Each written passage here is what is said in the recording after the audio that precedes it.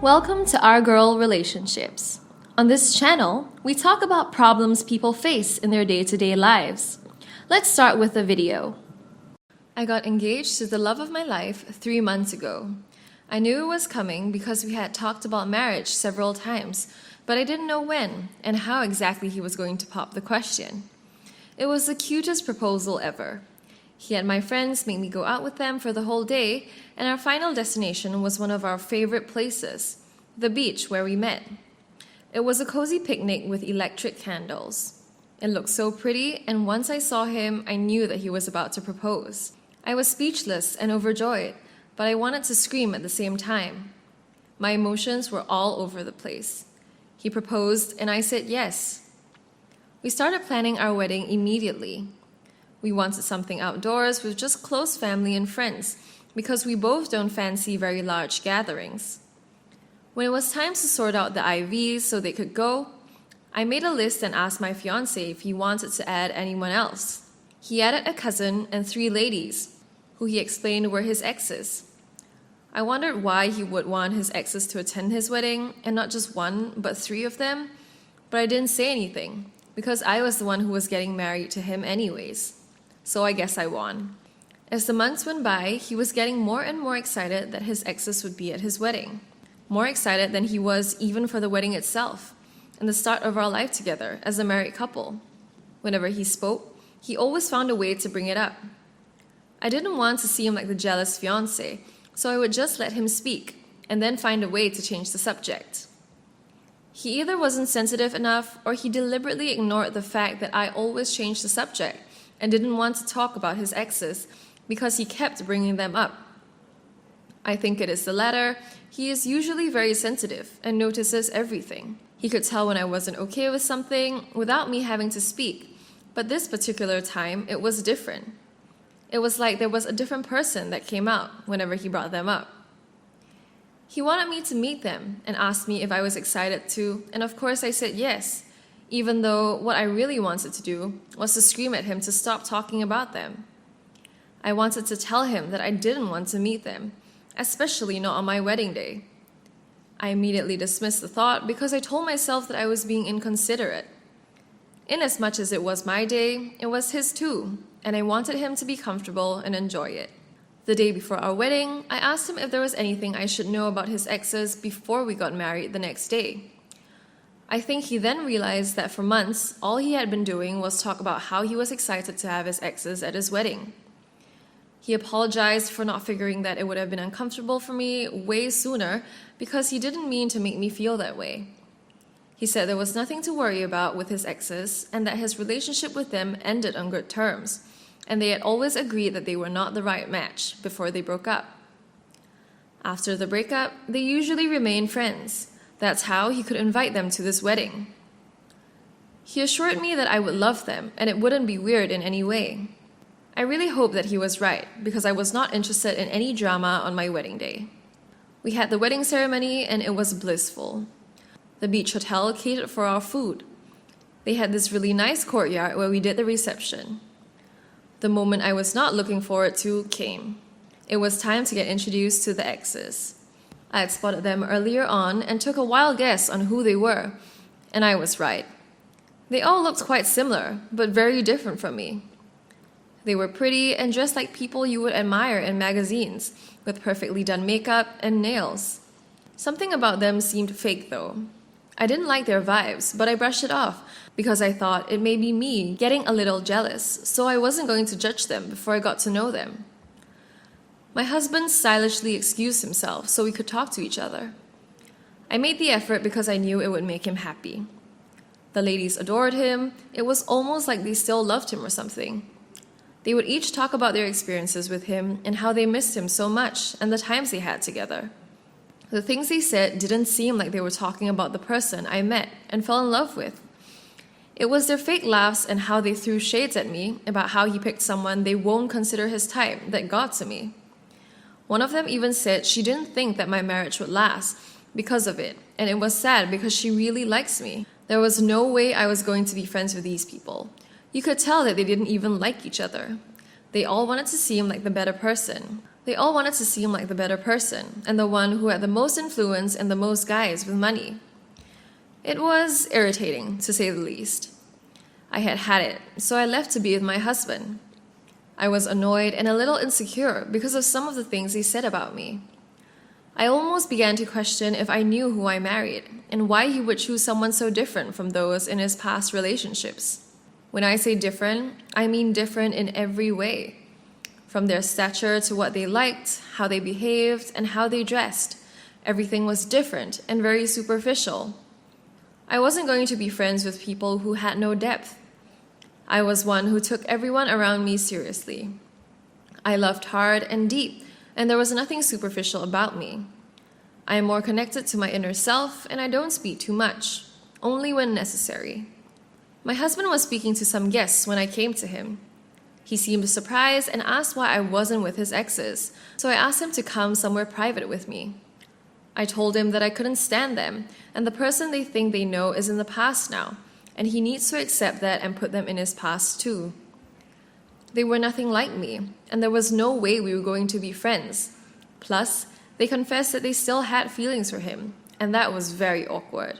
He grinned when I mentioned that they still had feelings for him, but he caught himself and stopped. I couldn't stand it.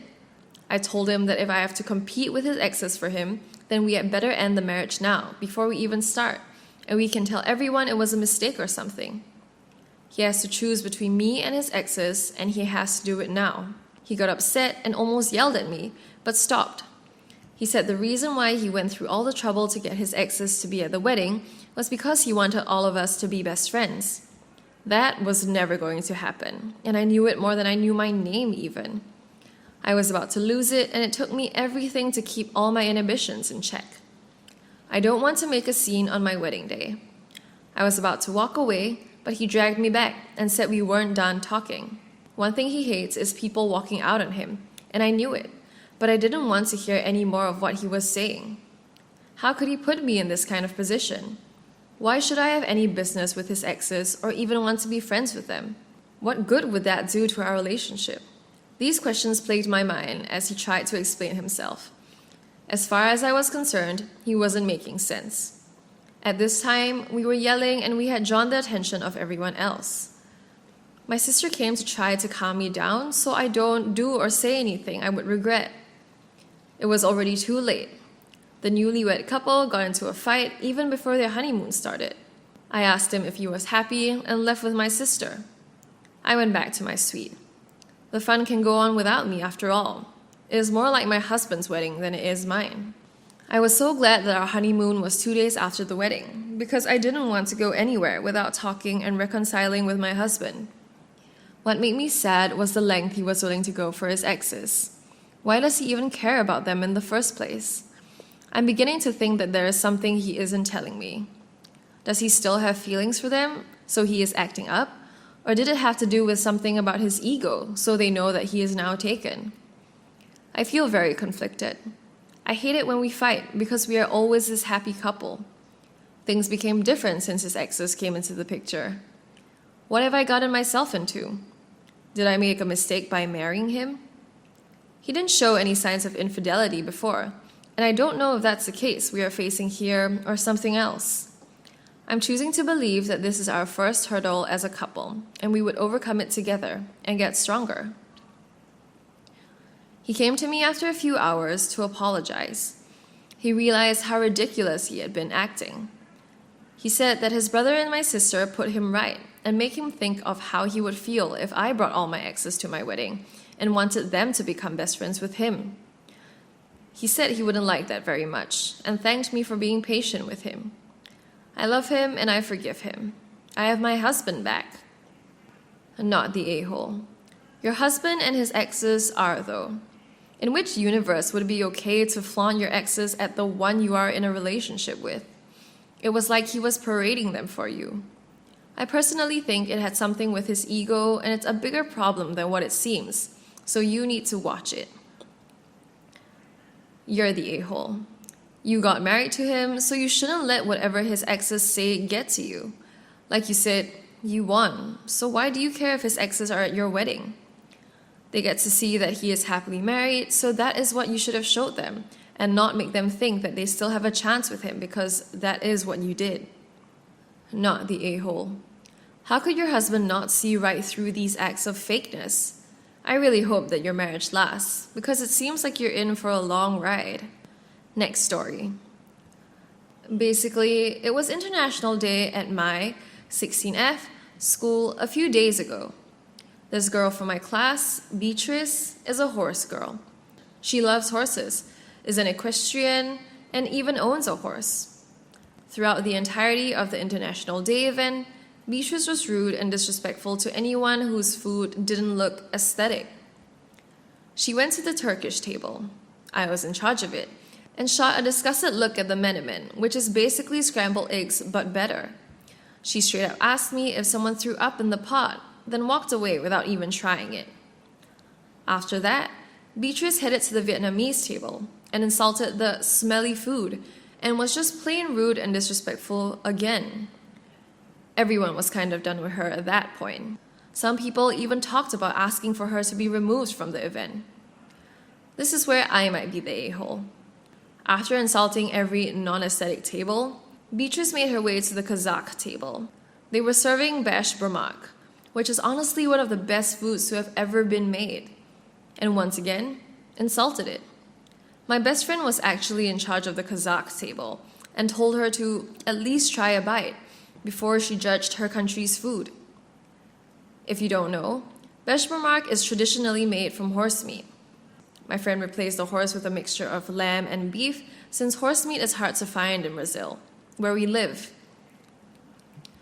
I've tried besh burmak once, and honestly, I don't care that it has horse in it. It's absolutely delicious, and I love it a lot. Apparently, so did Beatrice. My friend and I waited until Beatrice finished her serving of the besh burmak and told her, "You know that's made from horse meat, right?" Beatrice started crying and left the event, as far as I know. Apparently, my friend's parents got an email from Beatrice's parents that same night, shaming them for including horse in a dish. Her and her family apparently laughed about it, and my friend even forwarded me the email. Basically, they're demanding an apology from me and my friend. Am I the a-hole? Should we apologize?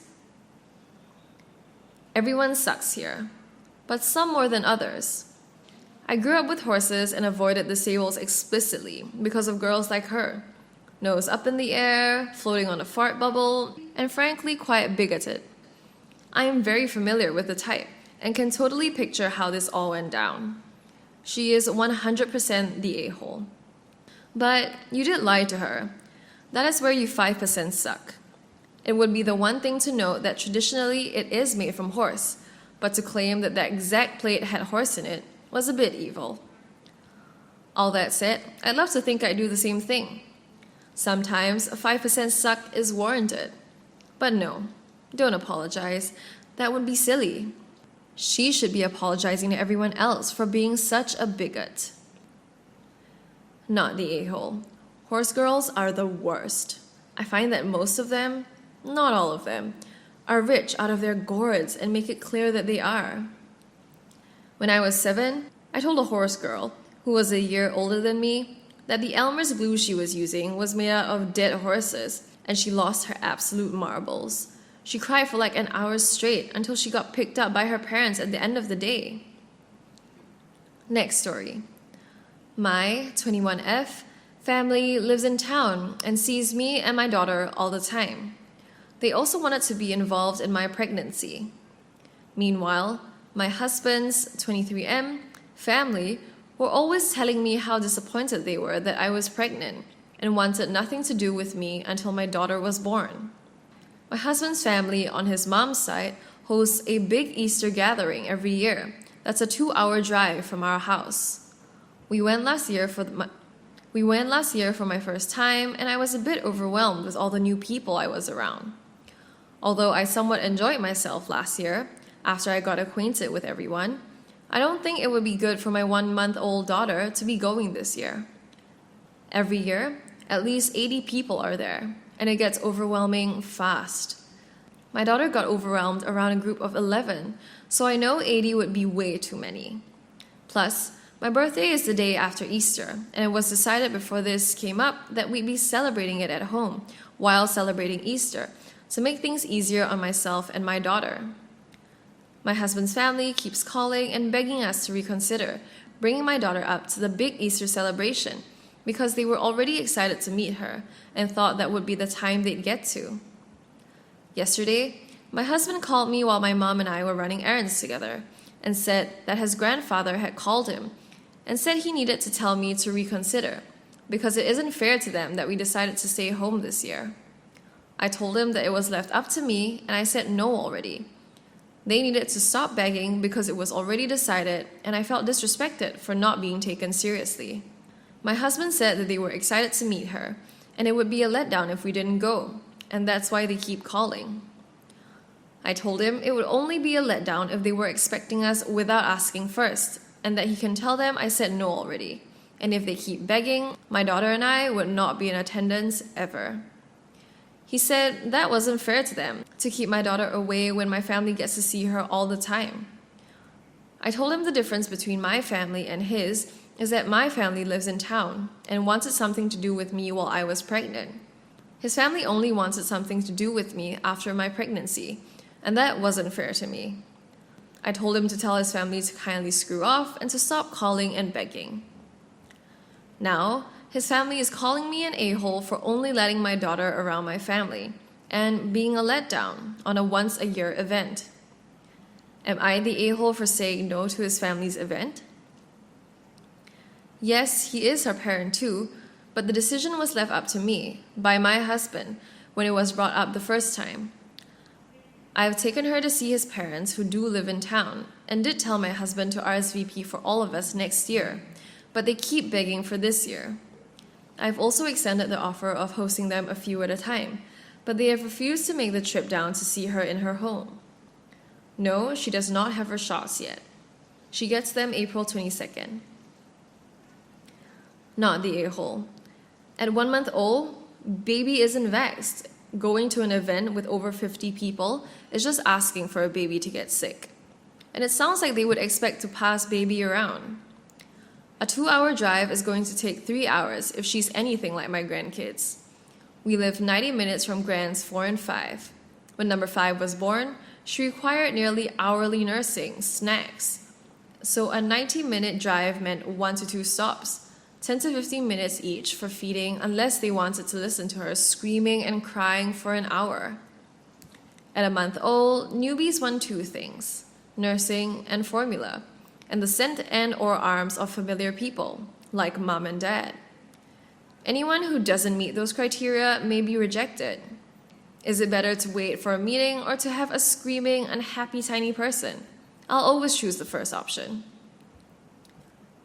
Husband's family says it isn't fair to them that we decided to stay home this year. What about being fair to you and your family? You're not their little kids whom they get to tell what to do. You are functioning adults that get to decide where and with whom to celebrate anything. And 1 month is quite young to be dragging around to visit everyone else's germs.